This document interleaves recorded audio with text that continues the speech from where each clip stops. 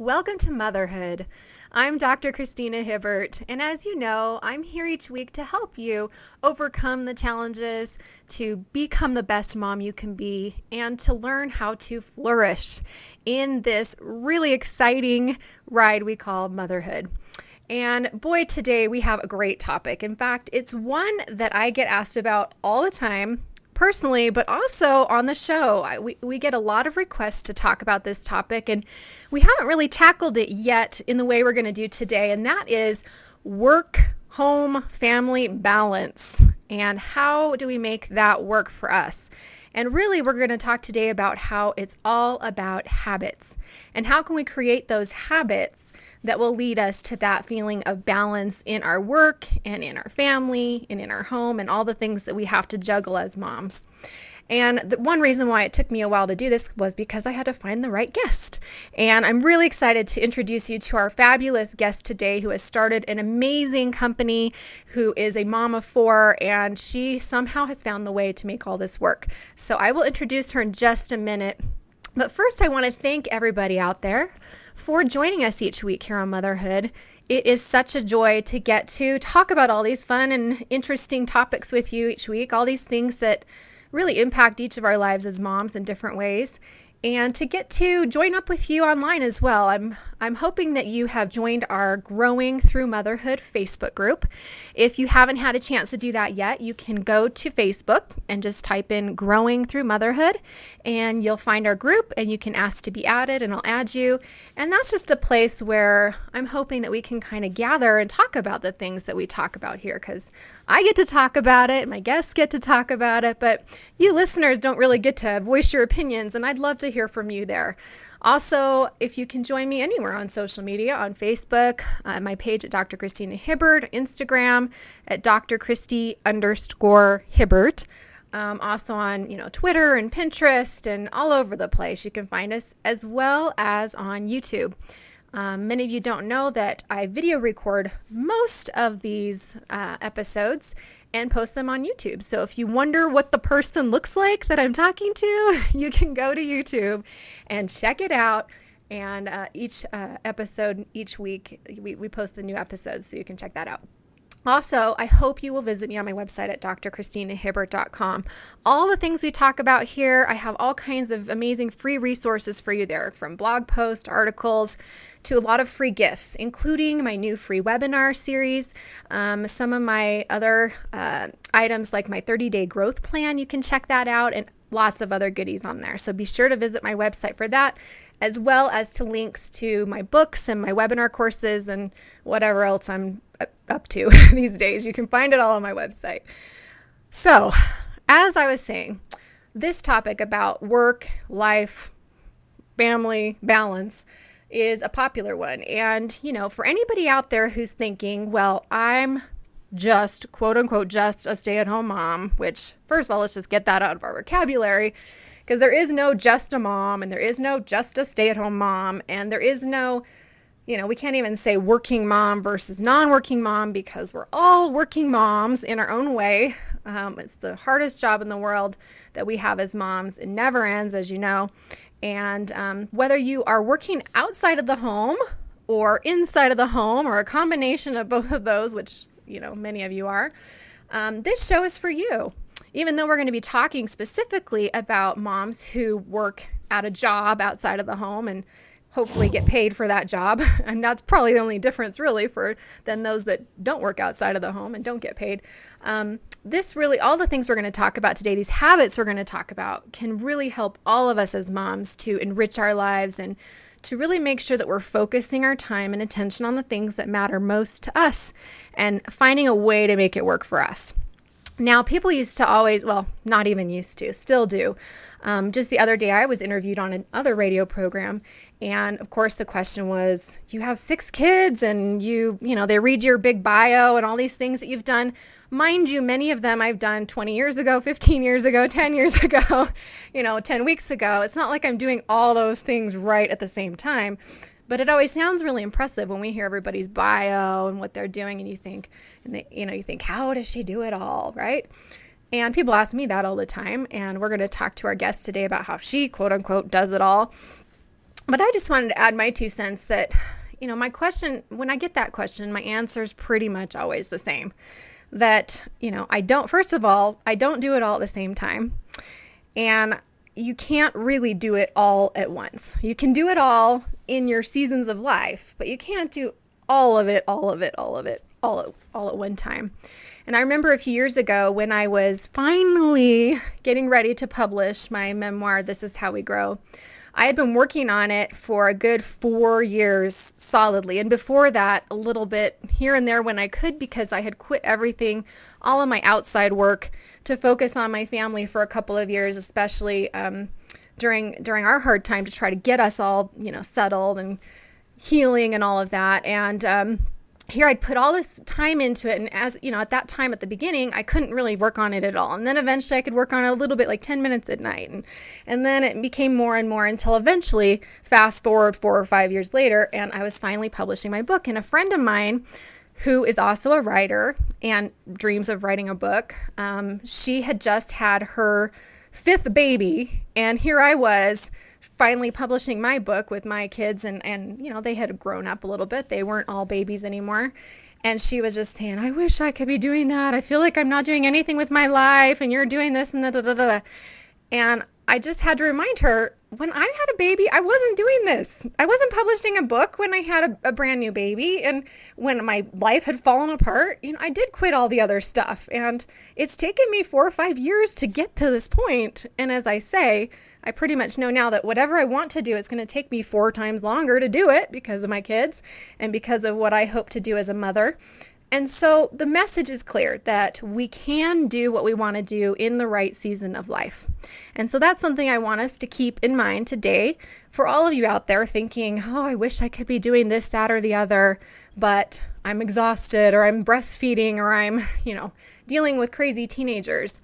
There is a time and a season for everything, right? And that's what today's program is really going to focus on, is how do we find those habits that help us to know in the season that we're in right now, and in the next season, and in the next season, how do we know how to do the things that are going to help us to find that balance that we need in our work, in our home, and our family.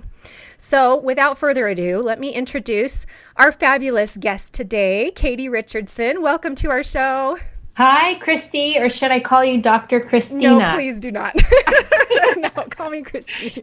It's good to be here. Thank you for having me. It's so great to have you. And before I, give you Katie's big resume, first of all, Katie, her older sister, and I have been really dear friends for years. So we grew up, she was just little when I first met her. And it's been so fun to watch your life unfold and kind of to keep in touch over the years and see what you've been able to do.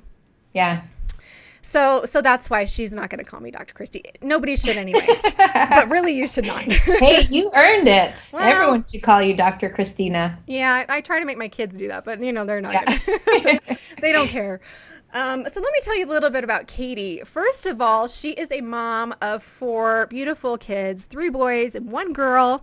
They are 11 and 9 and 7, and her little baby girl is 2 already. And she has a beautiful family, and she and her husband have started and founded and created this beautiful company called PUJ. Now that's spelled P-U-J. And you might have seen some of their products in stores like, say, Target, pretty much all the stores. They make these amazing baby products and products for kids and products for moms even. And it's just such a fabulous company. And yet Katie's been able to find a way to keep that balance in her life where she has this wildly successful company that she runs with her husband, but they keep family at their focus. And that's why I invited her to be our guest today and share some of her secrets for how to make life more balanced when you are trying to, run a whole company. She's an entrepreneur. She's the creative director. She's the founder, CEO. I don't even know what you're called, all these different titles. I'll take it all. It all sounds good. Basically, she started all titles. this. Yeah. Yeah. And yet to also feel like you're doing your best as a mom and to be able to give your family what you need. And that to me is the definition of success, really, when you can have all that going on, right?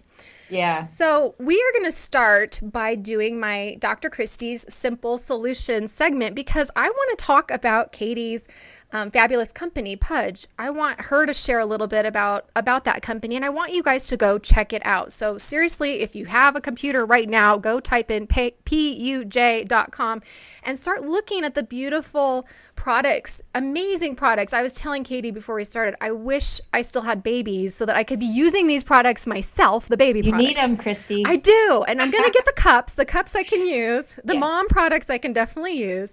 Yes. But I'm thinking this is going to be my go-to for gifts, for baby gifts, for, new babies, and great for the holidays coming up. Absolutely. When you give PUJ products as gifts, you are the hit of the baby shower. See? Everyone's so excited amazing. to see these unique products. What is this? Where'd you get it? I've never seen anything like this before. So tell us about the products that you have and kind of a little brief summary of how this all began. Sure. I'm an industrial designer, and so once I became a mother, it was very natural for me as I was, having different experience with different baby gear to really see that things weren't working right. And specifically, it began in the bath category. Oh. My pediatrician was telling me to bathe him every day because he had really dry skin, and I needed to bathe him and lather him with lotion every day.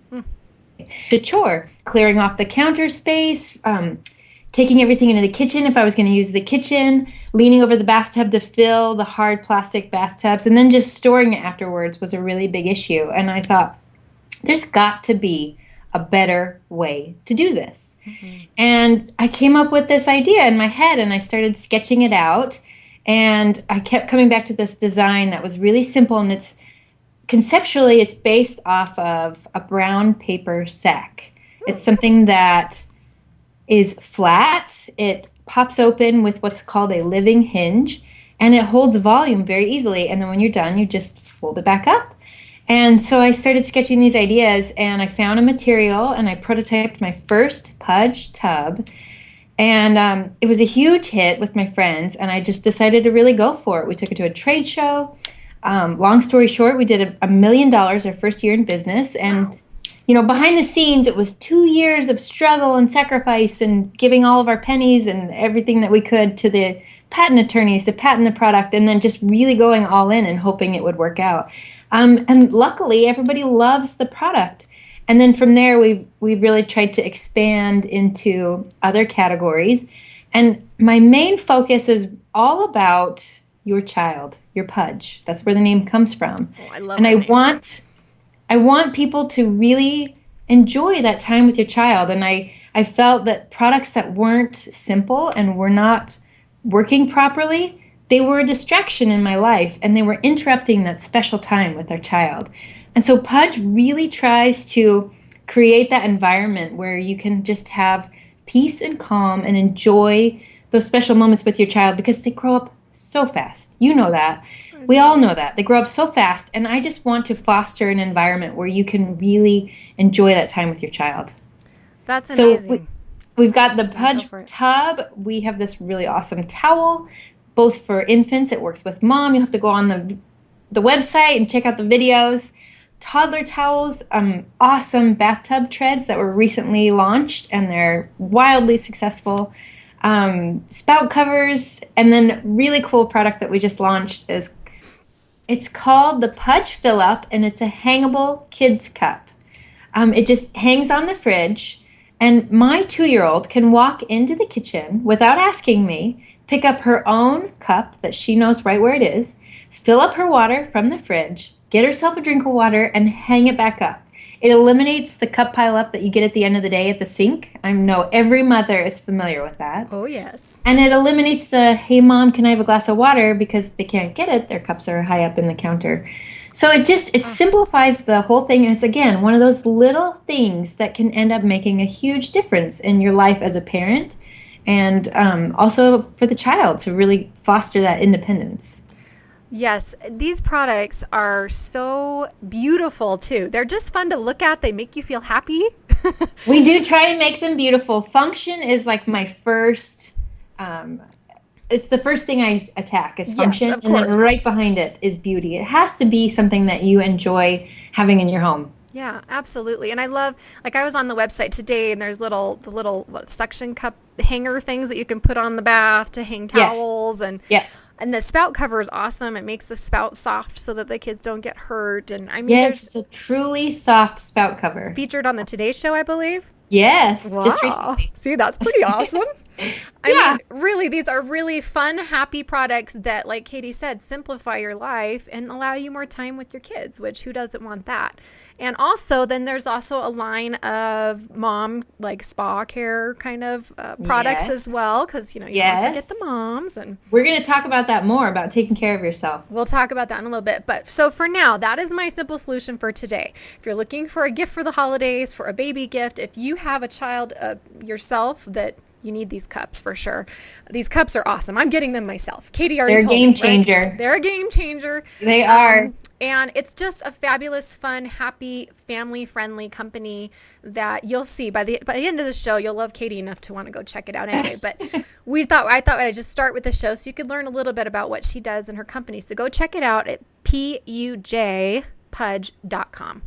All right, so let's talk a little bit, Katie, about some of these ideas of, well, first of all, let's talk about the myth of balance. I call it the myth because, in my opinion, and I've said it on the show before, people are all about how do I find balance and get balance and make myself more balanced. And I feel like when we focus so much on that idea of balance, we're off the mark, because balance isn't a thing you do. You don't balance yourself. You Sure. feel balanced when you do other things. So what's your take on balance?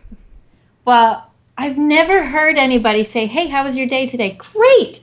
I got balance in my life. I'm there. Yeah. It's not something that we can just achieve and then hit autopilot. Yeah. For me in my life, I have to be very disciplined, and I am really intent on how I'm going to achieve that balance for that day. And as moms, our life is constantly in flux. The landscape is always changing. Mm-hmm. And it's something that you have to really be vigilant about if you want balance in your life. Yeah, I love that. I love how you said each day, because you're right. I don't think that anybody could say, even if you feel balanced, you're probably going to feel off balance again the next day or a For day sure. later. Right? Sure. Yeah. It's easy. All you need is one sleepless night and boom, it's all out of whack again. Yeah. So I love that it's something that you have to intend and intentionally focus on each day for you. And I think that's a great kind of working definition of balance, is something that you might seek each day, but you have to intentionally work on in order to find it, to feel it. Yes. So, of course, why do you think it's such a challenge for most moms? I mean, you'd probably agree that this is a huge issue. You probably hear it all the time too, right? Totally. Especially stay-at-home moms, so many of us are educated, talented. We have all these different abilities, which make us great mothers. But then there's more that we frequently want on top of that. Yeah. And I think one of the problems is, I noticed that oftentimes when people would ask me, "Hey, how are you doing? How's everything going?" I would say, "Great, we're really busy." Like, that was a good thing. Mm-hmm. It's really good to be busy. And I think as women, we like to be really involved in things. We like to have a lot of friends. We like to have, something that we're going to do on the weekend. And we like to volunteer at the school and help out at church. We're really involved and busy. And I think for me, it took me a while to recognize that being busy wasn't actually a good thing. Mm-hmm. And to say that I'm busy wasn't a good thing. I shouldn't be proud of that. And so I've tried to be more conscious of that word busy and not focus on being busy in my life, but really adding value in life and not just trying to always be doing something. Yeah, I am so with you on that. And we're going to talk about values in just a minute. But I think that's true. I think a lot of us confuse busyness with value or something. It means that we're doing a good job or we're whatever it may be. And I'm with you. I actually wrote a blog post last year or 2 years ago, I guess, called "Addicted to Busyness," because I didn't even realize that you just get so caught up in it, you get swept away, and then I was trying to come off of it, and I realized it felt like a drug. It was like, I was sort of always looking for something to do, because I couldn't just sit and be still or just, not have to be doing all the time. And so I'm with you. I don't think that busyness is necessarily where it's at. and it shouldn't be a marker for how we feel about ourselves or how valuable we are and what we do. Absolutely not. No. Yeah.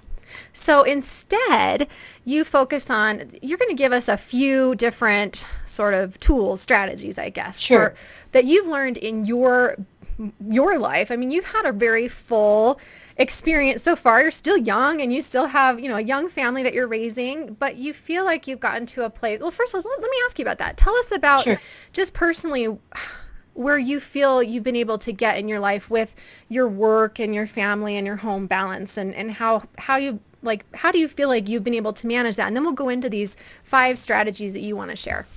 Sure. In the beginning, I mean, with any startup, it requires a lot of your time. Yeah. And I was definitely staying up late a lot. I was getting up early. I didn't have balance for a long time early on. And I thought that was it. Like I said, I thought maybe that was a good thing, that I was working so much that I was tired all the time and that I was falling asleep at dinner. And I thought that was a good thing, that I didn't have time to go help my neighbor because I'm so busy, I'm working.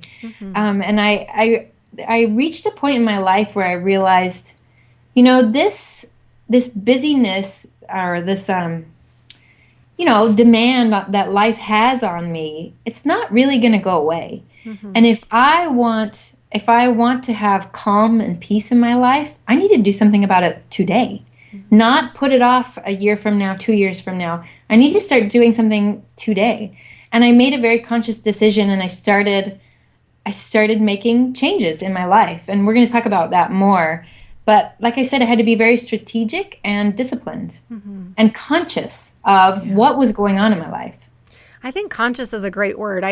I've found myself using that a lot when I kind of talk about how I've learned to find more balance in my life. I think you have to be conscious of what's going on in your life in order to make those changes that you're talking about. Yeah, you have to be able to listen to your inner voice that's saying, hi, it's me, and you're really stressed out all the time, and you're short with the kids, and you really need to just kind of take a step back and look at what's going on. Yeah. Our bodies frequently have a way of telling us that, even if we don't want to admit it ourselves. And if I get stressed out, I'll start to get sores in my mouth, and it always makes me pause and think, oh, I need to cut back. I'm doing too much, and I'm causing physical harm to my body. Yes, that is so true. Our bodies definitely tell us what's going on, and it can look like exhaustion or fatigue, or you could get physically ill or mental illness. Sure. And yet so many of us just don't listen. We just keep pushing on and, not taking care of ourselves. And we are going to talk about those things. But I appreciate you bringing all that up, because you're right. Our bodies tell us. And one thing that I learned a few years ago reading a book, can't even remember what the book was called, but the idea was that, like you said, you realized that life wasn't going to just naturally get easier, right? No. It's not going to just suddenly get less stressful. So this idea in this book that really hit me was something like, stress, whereas stress just will keep coming after you. You don't have to work to get stressed, but you have to actually actively work to find peace in your life. Yeah. And so it kind of feels ironic. It feels like peace should just come, and that's what peace is all about, and balance.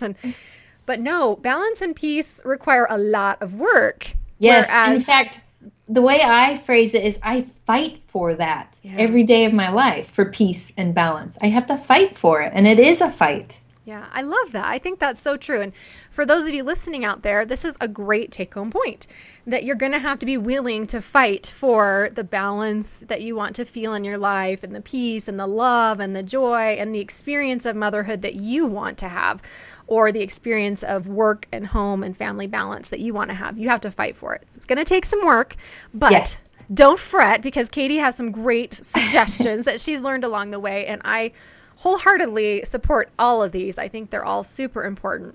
So let's start with, you kind of mentioned a minute ago, Katie, about values. So that's kind of your number one when we're looking for balance in our lives, knowing your values and your priorities. Yes.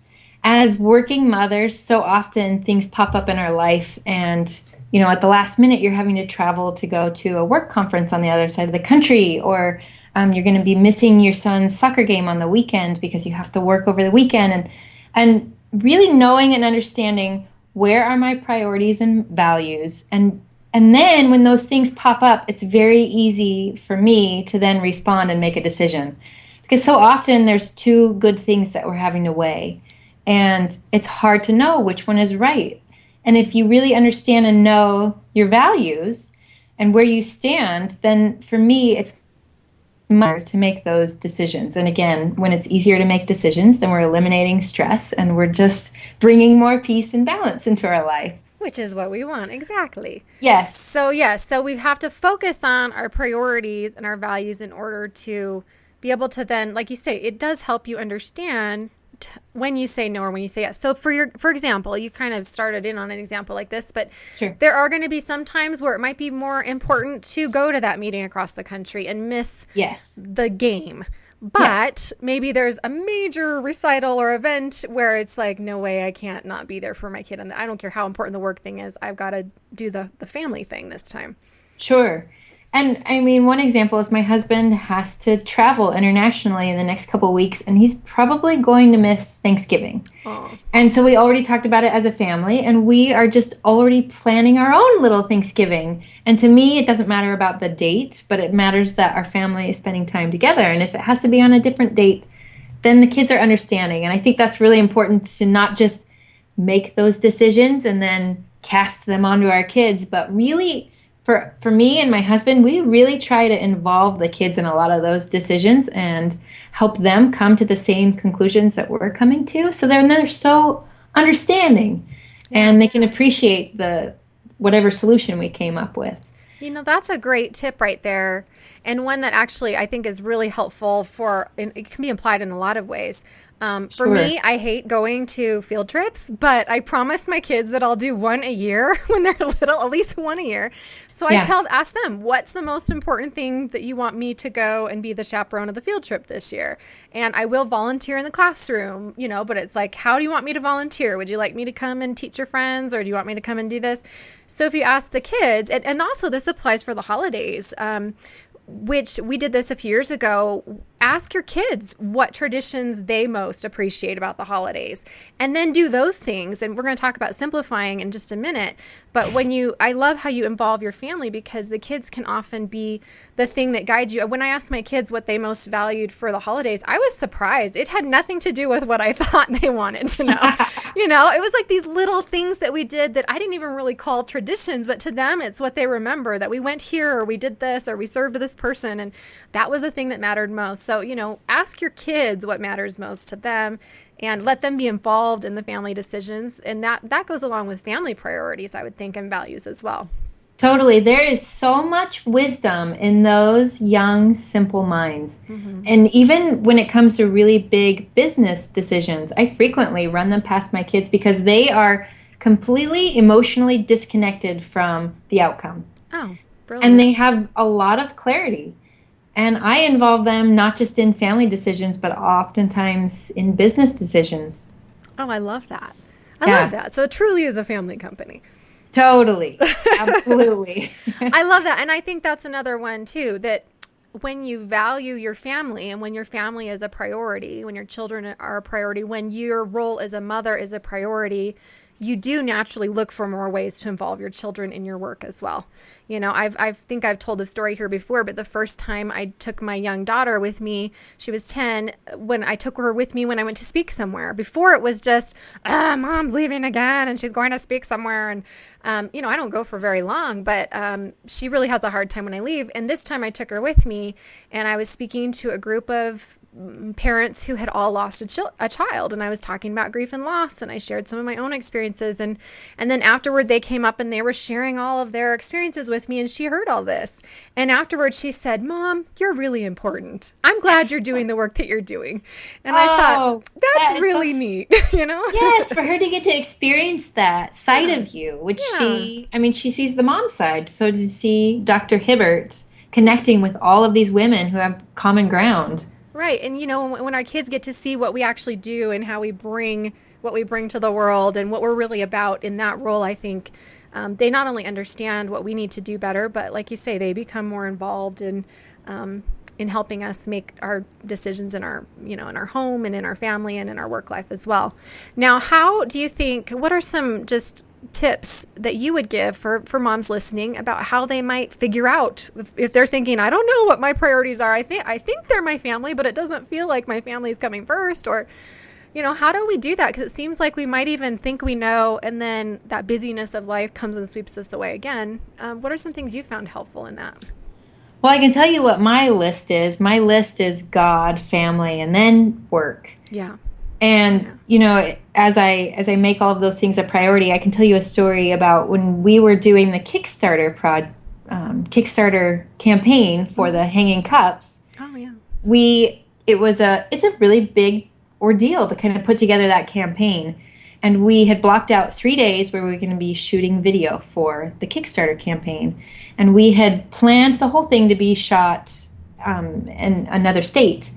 And it was 3 days before we were supposed to go and shoot. And I realized that I was going to be gone for my son's Christmas piano recital. Oh. And it was a big deal because he had been going to piano and just kind of plunking along, but he really hadn't caught fire and wasn't super excited about piano. And he picked Carol of the Bells, like the hardest Christmas song ever. He worked so hard and he mastered it. Oh. And I had to be there for that moment. And as soon as I realized, I pointed it out to my husband. We quickly called everybody on the team and we just said, hey, what if everybody came here to us? That way I could be home in the evening and go to his recital. And, it was a little bit of a change, but to me, it was really important that I was here for that moment. And we can't always make those changes, but I think just being aware and not letting your family come second every time, because they start to feel that. And it's really important to let them know how much you value and love them and appreciate them and are excited for them, and to be there for their victories for them. I love that, to be there for their victories. And that's, again, like you said earlier, it's a day by day, moment by moment process. And like I always say, when it comes to balance, it's really about choices. And you're talking about habits, which to me, habits are a lot of choices put together, become a habit. But when we make those choices on a day-to-day basis, that, reminding myself that this really does matter to my child, or this matters to me as a mother, to be there for my child, even if they say it doesn't matter to them. And we can make it work. It requires some sacrifice and some finagling sometimes, but it can happen, right? Yeah, and I watched a great TED Talk. The guy was Nigel Marsh, and he talks a lot about balance. And he said, we have to be responsible for setting and enforcing the boundaries in our life. And I think that really goes along with what we're talking about. And deciding, what am I willing to compromise and what am I not willing to compromise? And what will I let into my life, and what am I going to, protect and keep sacred? I love that. I love that because, I've always loved the idea that when we say no, when we create boundaries, I think a lot of people hear that word and think, oh, boundaries is being mean or saying no to people. And I don't know how to do that. That's a whole other show, how to say no. But we'll give a little tip here. And what Katie's saying is really important, that, the boundaries are what keep us and our family safe and healthy and well. That's, when we have healthy boundaries, that keeps our life healthy and well. And when we say no to something, we're really saying yes to something better. So, when Katie said no to traveling for that work experience and instead working it all around, she was saying yes to being at her son's recital. And Yay! Yeah, exactly. And I think if we can kind of flip our mind around more to what are we saying yes to, it can help us to keep those boundaries in mind and to be able to set them a little easier. And it does all go back to our values and our priorities. So anybody out there, if you're not sure what your top 3 are, Katie was able to rattle off her top 3. I would say mine are the same, God, family, and then my career for me is contribution. My third is contribution, and that happens through my work and through other things I do. But, if you're not sure what those 3 things are, or 3, 4, 5 things are, then it requires a little time, take a little time, right? Put pen to paper and just, you don't have to commit to those priorities, but lay them out and see how it feels. Yeah, I think that's great. I think writing it down is really helpful too. That's a great suggestion. Okay, so once we have our values in place, or we think we do, and we have our priorities, and we always have to revisit and go back, and I suggest, constantly comparing what you're doing to those priorities. And as Katie said, it really does help to make those choices easier for you when you know that, well, this is the thing that's more important. So that helps you make your choices easier. The second one that Katie suggests here is taking care of yourself. Now that's a favorite topic on this show. This is my favorite. Oh my gosh. Well, it has to be. And, as we talk about, we're all moms here listening, all you listeners out there, we talk about this all the time because I think moms in particular have a hard time with this one. I know. Yes. So tell me what this means to you, taking care of yourself. Well, I'm sure you read this in books, and I even noticed this before I started seeing it as an example in some books. But when you're flying on the airplane, the stewardess always tells you to put on your safety belt first. Oh, no, sorry. The oxygen mask. Yes. Put on your oxygen mask first before assisting anyone around you. And I use that in my life as an analogy because if I don't take care of myself, I don't have the energy, I don't have the stamina, the passion, the desire. I lose it all and I just want to fall on the floor. And to me, taking care of myself puts me in a state where I am able to handle everything that I do have going on in my life. So to me, this means getting exercise. It's a big one for me. Mm-hmm. I need to go and physically push myself in order to have the strength that I need for the rest of the day emotionally. Yeah. To me, exercise has a huge emotional connection. And I like running, I like biking, I like swimming, I do some yoga, I try to do it all, lift weights, but really spending time focused on just really pushing myself. Because, we talked about balance being a fight. We all have to fight throughout the day, and I need energy for that fight. And I like the fight. I like really tackling ideas and projects. And so exercise is huge for me. I'm going to break in here because I'm with you. My new book is coming out called 8 Keys to Mental Health Through Exercise. Yay. So I'm a big fan as well. And the research is just so clear of the benefits of exercise. And I think for anybody out there listening to Katie and thinking, well, sure, but she likes running and she likes this and that. And, I just can't make myself do it. I urge you to check out this book because it's all about how to overcome those roadblocks and how to find the motivation you need. Katie's talking not just about, it's not like she's saying that she loves getting up and, working hard, it's not like it's super easy to do that, right? But no, it's hard every morning. It's hard every morning. And I feel the same way. I get up and exercise every morning and it's not like I'm ever like, yay, I get to go and jog or but I am like, yay, I'm going to feel like this when I'm done. And so that's what gets you through it. And it does give you more energy in your life. That's the motivation is I know how I'm going to feel after I do it. And on mornings, I will say every once in a while, I sleep in or I hit the snooze button. Yeah, of course. And I end up having a just crummy day. And I realize, I didn't go exercise today. I didn't get that alone time. Mm-hmm. And I didn't go push myself physically. Yep, I'm with you. And, for me, alone time is another one, a biggie for self-care. Well, see, and for me, exercise is 2 in 1 for that because I get that alone time. I get that time to really think. Nobody's asking me any questions. I kind of put on my earphones and I tune out. Yes, I'm with you. We have a dog who now every time I put my running shoes on, she wants me to take her with me.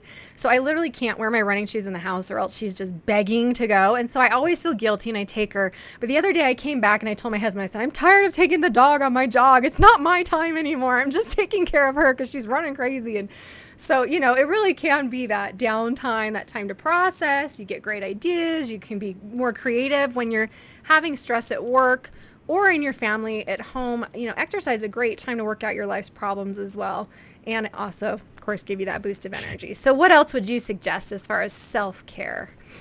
Eating right. Oh, yes. Again, it's a really important one to me. Mm-hmm. I eat a really great breakfast. I do a lot of greens, either in a smoothie or I will saute them and throw in an egg. Or my midwife even suggested when I was pregnant, she's like, throw a piece of bacon on that. And I said, did you just say bacon?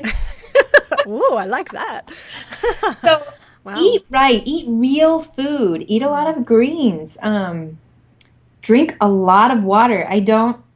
water is pretty much my main beverage. I don't really drink anything else other than green juice. I really like green juice. Mm-hmm.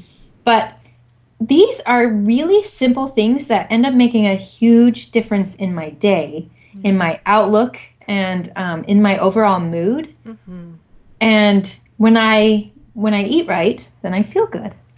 Makes sense. And eating right is also another way to get energy. I always say if you're not sleeping, eating, and exercising, you're not going to have the energy that you need to keep up with all the stuff. And you're not going to feel balanced. Yeah, sleep is another one. I mean, I could go on and on about that one forever, but it's really important. And again, that's one of those things that you have to be really protective of.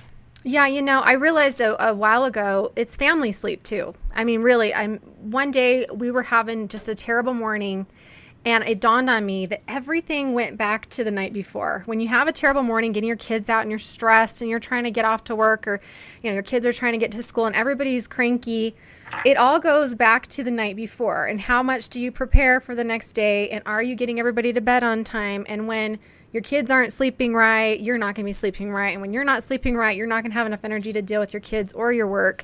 So even though it's kind of, a lot of people giggle and say, ha ha ha, sleep and motherhood, hardy har, right? But it can happen. And yes, there are times where it'll be easier than others to get that sleep. But even naps or anything that you can do to catch up on sleep, because there is such a thing as a sleep debt as well, moms. Yes. So you have to pay that back when you don't get enough sleep, when you stay up late doing your craft projects, and then you pay the price the next day. You got to sleep in on the weekend or get a nap or something to kind of make up for that. Yeah. And one last thing I want to talk about in this category is really being aware of what media you are consuming. Ooh, that's good. We have so much accessible to us through Instagram, through Facebook, through TV. I mean, with your Roku stick and your Apple TV, you can watch anything and everything. Mm-hmm. And it's really easy to be feeding things into your mind that really are not contributing to your life. They're either, weighing you down emotionally, or just wasting your time. And so I try to be really conscious of whatever media I'm consuming, whether that's who I'm following on Instagram, how often I look at Instagram. If I'm going to be ironing and I want to turn the TV on, I'll turn on a TED Talk and I'll learn something and be inspired in 10 minutes. Or I really love Jerry Seinfeld because I love to laugh, which is really important. And so sometimes I'll watch comedians in cars getting coffee, which is just fun and lighthearted. It makes me laugh, which is really good and important. But just really being aware of what media you're consuming, I think, is really important. I'm really appreciating how you put this in the category of self-care, because I think most of us don't think about this as self-care, but you're right. It's sort of protecting ourselves from those influences that we just don't need, they suck up our time. They distract us from those priorities and values that we think we have. And they can really, be a detriment to us if we're not careful, and we don't even know it. It's one of those little things that if you're not aware of, it really can suck up a lot of time, not just while you're watching it or consuming it. But I noticed myself thinking about random things that they were not contributing anything to my life, and they were just a big distraction. Yeah. Also, it's an energy thing. I have this sign in my office that says, defend your inner space. Nice. Yes, I love that, because I feel like I'm so sensitive to outside influences and noises and chaos, and I got a lot of that in my house anyway. So I'm always looking for the peaceful place and moment, and I think that sometimes that's what happens, is those things unknowingly just bring in sort of a harshness, or you hear something or you see something that makes you feel a certain way and you don't even realize it's sort of turned you in your mood or whatever. And so it can affect us in those ways too. And so what Katie's saying is really important, because she's not telling you, all you listeners out there, to stop doing social media. I mean, heck, follow her on social media. She has a fabulous Instagram account where she shares her personal and her business life. You can check that out at PUJ Baby. I always used to say PUJ. That's okay. PUJ Baby. And also on Facebook at PUJ Baby as well. But she is saying that we need to be careful. We need to defend our inner space, in a sense. Be careful what we let in to take better care of ourselves, right? Yeah. Okay, great. So let's look at number 3, plan. So I like how number 3, planning, didn't come first. I think a lot of people think, well, first you got to plan. No, no, no, no, no. What you're saying is, I'm with you on this, is first you got to know what really matters. Then you need to make sure that, like you say, you're putting all that good stuff into your body, you're taking care of your body so that you're ready. Then you can plan, right? Yeah. So talk to Hey, us about planning. well, and truth be told, Christy, I am not a planner by nature. This is a value I have had to learn from experience, from years and years of not planning. I love being spontaneous, and I still have a lot of that in my life, and there's always space for that, I think. But at this point in my life, I have to plan ahead, or things won't line up. Um, so, for example, um, even just knowing what your goals are for life. My husband and I were always talking about, wouldn't it be so awesome one day to go travel international with the kids? And because that was a goal of ours, when he was having to travel a lot internationally and didn't want to leave us for another 30 days, I just said, well, hey, why don't we all go? And so, because that was a goal in our life and it was something that we had planned on, when the opportunity presented itself, we jumped on it. And that was on a Wednesday, and by Friday, we were on the plane to Taiwan. Oh, how fun. I love that. I love to travel, and I love that last minute spontaneity. Yes. But you're right. It didn't come. It would only have come because you planned ahead of time. Right, but it was a spontaneous trip, but it was something that we had set out in our life that we wanted to happen in our life. Right. And then day to day, it's really important to plan the day. For the longest time, the biggest drain in my day was, what do I make for dinner? It was draining me all day, and I would put it off all day. And then 5:30, everyone's hungry, and I'm like, oh man, I gotta hurry and make something. And it was causing all this stress in my life that was completely not necessary. I know full well that my family's all going to be hungry by 5:30, 6 o'clock every day, and I was just choosing to ignore it. Yes. And so now I make that decision by 9 o'clock in the morning. Again, not too far in advance. I like to be spontaneous and last minute. Right. But I at least eliminate that stress of, oh man, what are we going to make for dinner? I love that. I think that's a great tip. Just a very practical tip, for all of you out there who stress over dinner time.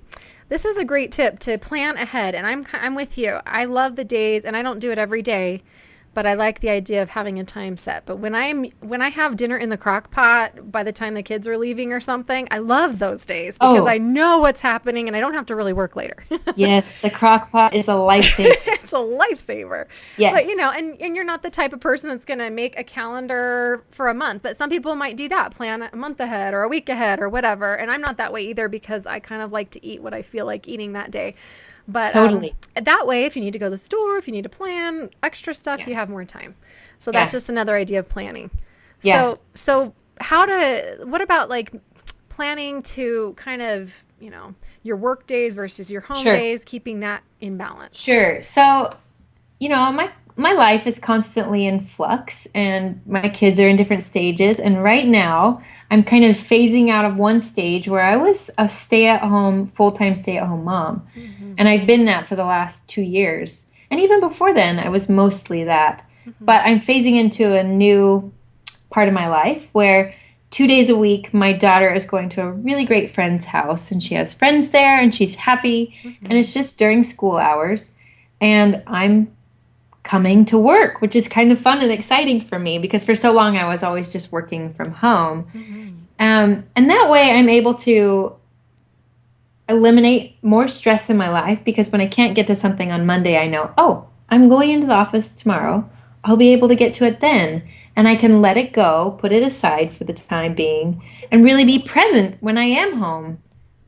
Yeah. I think that's something that's really important, is really being able to focus on your family when you're there. They don't want you physically there when your mind is somewhere else. It's really important to be able to focus on them when I'm around them.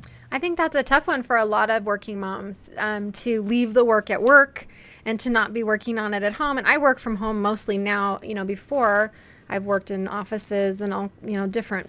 In graduate school, I was gone in graduate school, but you made a couple different points I think are important. Is one goes back to that idea of the season of your life. You're at the season of life where you can actually go into work, right? Versus working at home or trying to squeeze it in when the kids are in bed or whatever.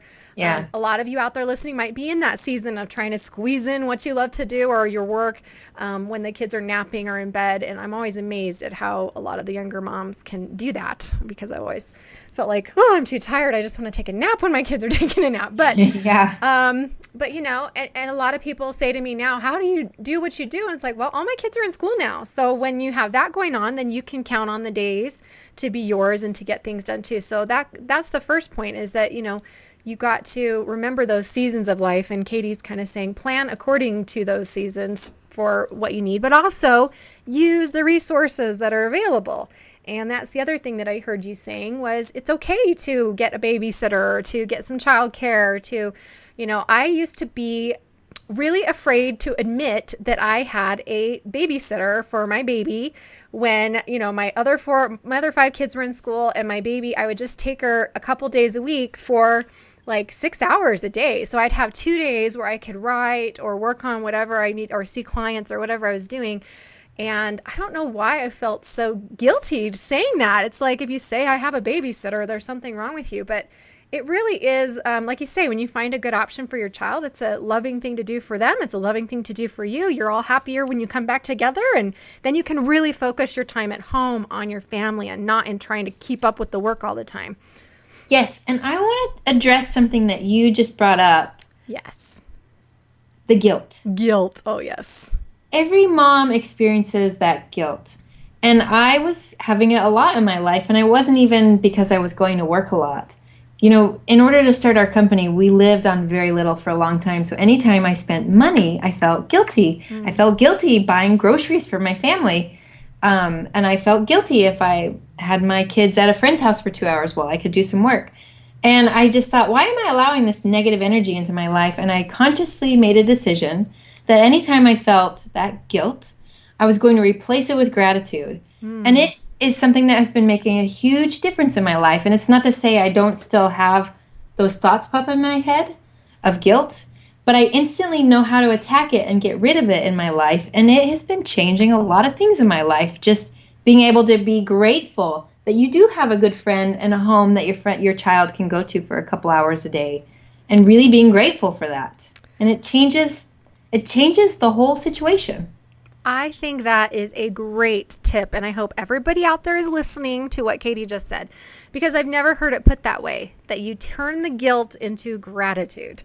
It's all in your mind. That it totally is all in your mind. Yes. And we could do a whole other show on just guilt. We haven't done a show on guilt, but we need to, because to me, there are 2 types of guilt. There's motivational guilt and there's depressive guilt. And when you get in that cycle of just depressive guilt, there's no point unless you use it to motivate you to do something. But I love that you've used it to motivate you to focus instead on gratitude, because it gives you something to do when you start to feel guilty, to say, you know what? No, I'm grateful that I have this quiet time to lie down and watch Downton Abbey or whatever you're going to do, just to take that break, or to have that babysitter, or to have a cleaning lady, or to get a massage, or whatever you feel guilty about, spending money, whatever it may be grateful instead. I think that's a fabulous tip. Yes. Fabulous tip. Okay, so we've got 2 more here we're going to kind of wrap up with.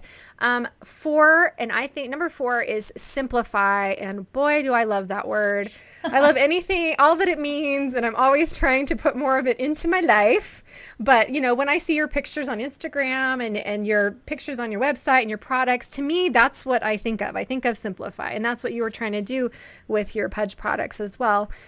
So tell us some of your tips on how to simplify. All these moms out there thinking, oh yeah, well, I'm trying, but life is crazy. Yeah, sure. It is crazy, It is. But it's really important to me to simplify. Yeah. You talked about using the crock pot, really doing simple dinners. We don't need to have a gourmet meal every night. I grew up in a home where we did have a gourmet meal every night. And I'm not saying I don't cook fresh food for my family. We eat fresh food almost every meal. But I've learned to really simplify, and if I don't have that special ingredient, I'm not going to run to the grocery store. Either I will find a replacement, or we'll make something else tonight, and I'll do that another night. And just not being afraid to really simplify mealtime. Another thing that I do is So we've got three boys that are all 2 years apart. And sometimes I'll have all of them in at least one sport, some two. And at one point, it was just too much. I was in the car constantly. They were all in the car constantly, picking each other up from their carpools. And so we've cut back on some sports, and I've started to stagger my kids a little bit more. And the sort of the outcome of that is, while one is in sports, I have a little bit of quiet time to spend with my 9 and 7-year-old, and we can read together, we can do a craft together, and it creates a different environment because the oldest one's gone or the middle one's gone. And I was always worried that they needed to be in sports every season, and that's not reality to me. No. And they're okay with it, and they like it. And then our Saturdays are more manageable, which is a nice side effect. Absolutely. I'm with you on that one. One thing that we did, because I'm like you, I have 4 boys that are 2 years apart, and then the 2 girls. And early on, when I had 6 kids, I started, again, going back to the idea of ask your kids. I asked them you can pick one activity, because we had them, they're involved in scouting and that kind of thing. So that was already going on, and we had church activities. So that was one thing they were already doing. And then I had them each do a musical activity. So they got to pick one other thing. So basically, when you got 6 kids that are in 3 things, that's a ton of stuff going on. And so, some of them chose to not do anything else. And some of them, chose their sport, and that became kind of their sport of choice. But it's okay, moms, to limit their activities, but let them pick the thing that matters most to them, and make sure it works for your family too, because it's not worth it for the whole family to suffer for your child to be in a million different activities. Yeah. Somebody who addresses this really well is Greg McKeown. He has a book called Essentialism. And he talks a lot about the undisciplined pursuit of more, and how, we talked about this a little bit earlier with being busy, but how easy it is to get ourselves involved in so many things, volunteering here and helping out there. And there's nothing wrong with just saying no to things and really protecting our space and simplifying our life. And by doing that, we have more headspace, more clarity, and more peace in our life. I agree completely. And I think that we also set the example for our kids when we do that in our own lives. So your example just now of, are we running around like a chicken with our head cut off, and then, trying to teach our kids not to do the same? Well, we need to cut back and simplify our commitments and our time, and base that on our priorities, as you mentioned. And then we can teach our kids to do the same.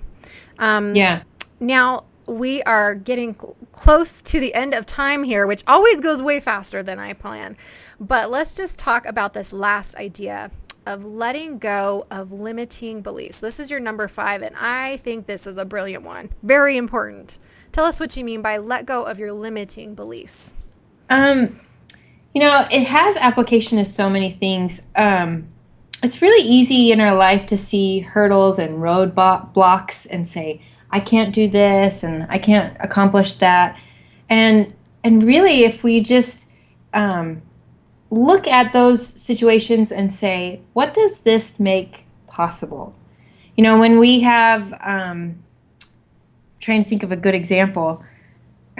Okay, here's a good example. Great. A couple months ago, my son had pink eye, and so he was home, and I had planned on working that day. And so initially I was like, oh, now I have to stay home with the sick kid. But it was pink eye, so he wasn't really sick. And luckily, Grandpa's an optometrist, so we got him on antibiotics right away. But he couldn't go to school. And so I was like, oh, well, let's go to Sonic and get special drinks. And so we ended up having this little date. And, I could have sat home kind of grumbling and been frustrated that I had to change my plans. But instead, I just decided, hey, let's turn this into a fun Mother's Sunday. And we both had a fantastic day. Yeah, that's brilliant. You're right, because we limit ourselves by how we see things and how we, like, our opinion and our feelings about them, and we let the feeling take over versus reminding ourselves of what really matters. And that's a great example. I had the same thing happen a couple weeks ago when my daughter ended up sick, and she had to stay home, and I was recording 2 radio shows that day, and I was like, how am I supposed to do this? And I ended up being able to reschedule one, but it ended up being a really great thing because I rescheduled the one, and the other one was just, it was an hour long to record. But my daughter, she made a special sign that was like, leave mom alone. She's doing her radio. And she decorated it all. It was like this whole craft project we did in the morning. And then she put it on the door. And then we set up with all her animals and she played. And she was so proud of herself that she let me do my thing for an hour. And then we had this fabulous, relaxing afternoon just, being sick together. So there is a lot of good to be found, even when our lives get changed and mixed around because of our kids or our family or our work or whatever. It's all about how you look at it, though. Yeah. Another example really quick. Sure. Before I ever even started my business, I had made some things for my son. It was a soft blanket, some shoes, and a hat. And we were just at a boutique. And the woman came, it was the store owner, and she said, "Where did you get all this stuff?" And I said, "I made it. Do you like it?" "Yes, it's totally hot. I go to all the trade shows, and you need to be selling this stuff." I was like, "But I'm just a stay-at-home mom, and I've got kids at home, and I'm really busy." And I kept giving her all these reasons why I shouldn't be doing something like that. And she looked me squarely in the eye, and she said, "Someday, these kids are going to be in school, and you're going to have too much time on your hands, and you need to go after this." She was one of the main reasons I ever even pursued anything entrepreneurial, and one of the main reasons PUJ even exists, because she helped me see that I was limiting myself. "Oh, I can't. I'm too busy. I've got kids at home. There's no way I could do all of that." And she really helped me see that, it's not going to happen overnight, but this was something that I could pursue. And so I think being aware of the words that we use and say, and a lot of times it's very easy to use limiting language. Yeah. And being more open and aware of the words that we're using and how that is affecting our life really can make a big difference in your day and your life.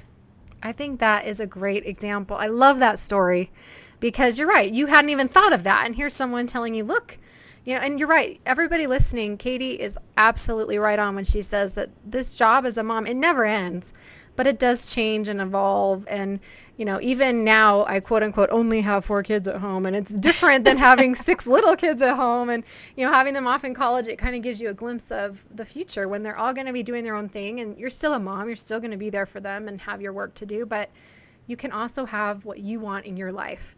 And I think that's a great message for us to kind of wrap up on, and for us to focus on what are we telling ourselves about this idea of work and this idea of pursuing our dreams, whether you get paid to pursue them or not, or doing these things that we've been asked to do. I used to always say, and this is more the limiting language, but I used to say to my husband, "Why did God give me all these desires and drives and ideas if I'm just supposed to be home and taking care of my kids and never go out and do them?"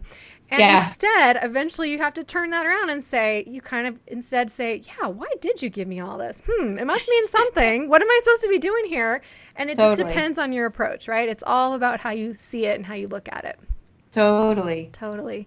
All right. Well, thank you, Katie, for being here today. I am grateful for all your tips. I'm going to have you back because you are full of great ideas.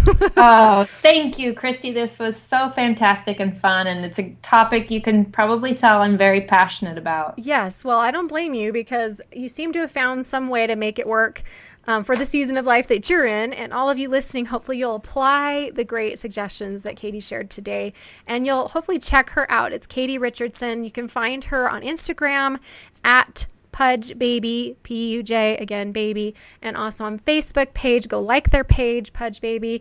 Also, be sure to check out their website. As we talked about earlier, their products are really fabulous. If you have little babies, if you have little kids, if you know someone who has babies or kids, you need these products. And we did talk about self-care earlier. We didn't really touch on your line for moms, but there's also this fabulous line for moms to help you in that pursuit of self-care, right?